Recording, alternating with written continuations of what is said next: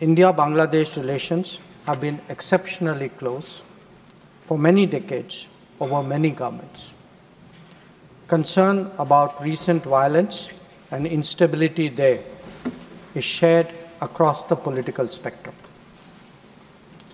Since the election in January 2024, there has been considerable tension, deep divides, and growing polarization in Bangladesh politics.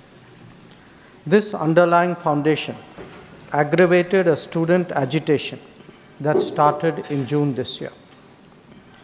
There was growing violence, including attacks on public buildings and infrastructure, as well as traffic and rail obstruction.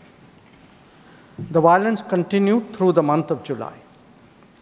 Throughout this period, we repeatedly counseled restraint and urged that the situation be diffused through dialogue. Similar urgings were made to various political forces with whom we were in touch. So, despite a Supreme Court judgment on 21 July, there was no let-up in the public agitation.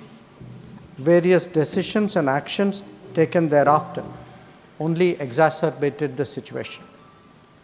The agitation at this stage coalesced around a one-point agenda, that is that the Prime Minister, Sheikh Hasina, should step down. On 4th August, events took a very serious turn. Attacks on the police, including police stations and government installations, intensified even as overall levels of violence greatly escalated. Properties of individuals associated with the regime were torched across the country. What was particularly worrying was that minorities, their businesses and temples also came under attack at multiple locations. The full extent of this is still not clear. So, on 5th August, demonstrators converged in Dhaka despite the curfew.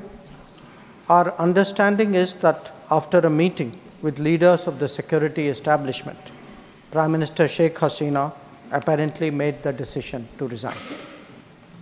At very short notice, she requested approval to come for the moment to India. We simultaneously received a request for flight clearance from Bangladesh authorities.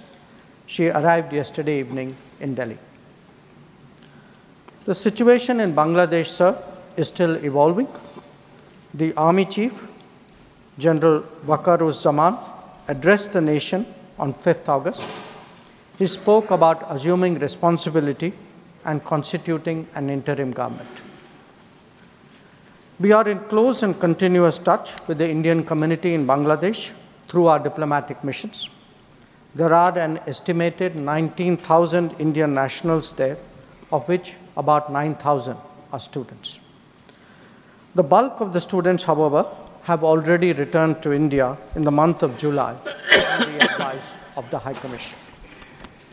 In terms of our diplomatic presence, in addition to the High Commission in Dhaka, we have Assistant High Commissions in Chittagong, Rajshahi, Khulna, and Sylhet.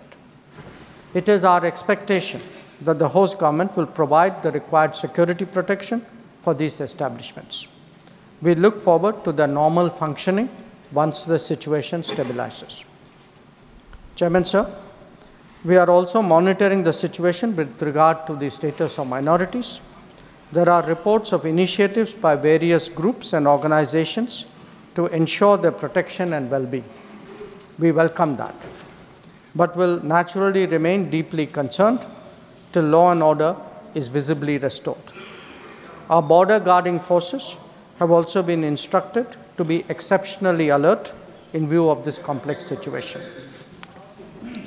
In the last 24 hours, we have also been in regular touch with the authorities in Dhaka.